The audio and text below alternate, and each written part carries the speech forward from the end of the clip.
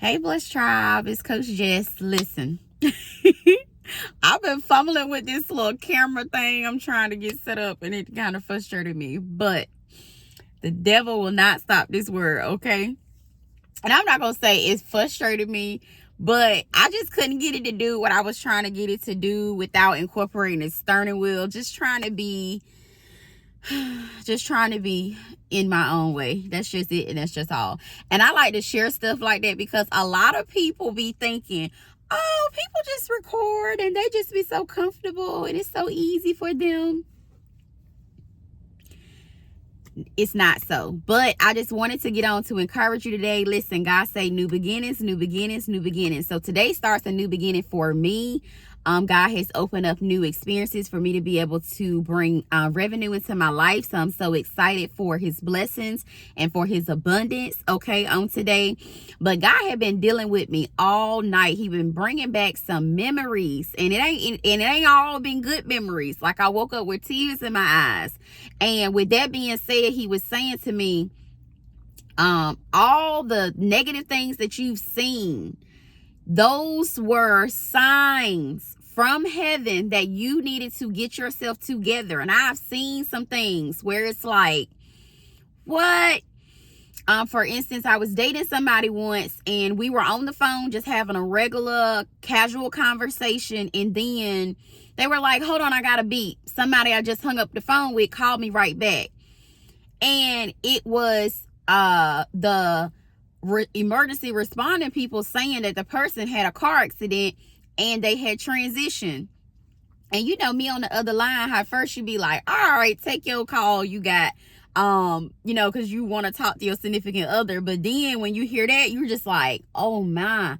But God was bringing back those those gut punchers that I have experienced to say, listen, stuff like that, those were little indications to tell you, listen, life is a vapor. Get yourself together. Little stuff like that where it's like you just seen somebody and then the next 30 minutes, 5 minutes, they're out of here. God is saying, take those things that just are gut punchers.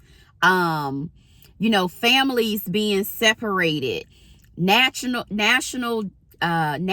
disasters, things like that, taking away people's homes, their lives, their possessions, all in an instance. God is saying, take things like that, things that we contribute to negative and wickedness and things like that. He's saying, take those things and get yourself in order. Get your house in order. And when he say your house, your spiritual house, he's not talking about go through your house and tell everybody how they need to clean up, how they need to do this, how they need to do that. Get yourself together. Secondly, God was dealing with me, and I got to kind of get this out because I got to move around. I just dropped London off. That's why I was like, I ain't got time to fool with that camera today. I ain't got time. The sun do what it do. Listen. Y'all follow me, okay? So the second thing God was dealing with me on was, what did he say? He talking about power. My professor actually asked a question like, do you really believe that knowledge is power? And of course, naturally, I'm like, yes. My ancestors were not able to read, get good, qualifying jobs, live in certain neighborhoods, get on certain flights, go different places, have flexibility, abundance, being able to step off one position and leave another one, move on if that one doesn't work out. Like, yes, power is knowledge. Power and knowledge to be able to go somewhere else if something don't work out. You don't have to stay stuck in concrete if you don't like it. That's the first perspective I took. But the second perspective was, God was saying those who have power usually are the quietest people in the room. And he was dealing with me because he was saying that he was showing me my own power. And that also, gave me a lot of responsibility because with power, with influence, with great leadership and stuff like that, it comes with a lot of responsibility. So he was telling me, like, your power comes with a lot of responsibility and you don't know how powerful you are. So I wanted to encourage you today. You don't know how powerful you are. God has been showing me some things in the spiritual realm. Listen, we are some powerful, powerful people.